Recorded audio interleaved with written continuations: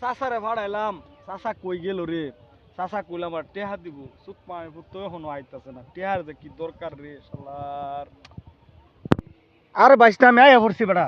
আরে আর কইস না রে, টেহার তো কোনো বাউ হারাইলাম না। এখন বাইশটা আমি একটা কথা কই। তো আমি কইছিলাম যে হৌরা বেচে তোর টেয়াটা দিন, ঠিক আছে? হৌরা বেচা টেহা দেওয়ার তোমার হৌরা ফুল হয়ে গেছে। একটা কাম করি বাইশটা হুন।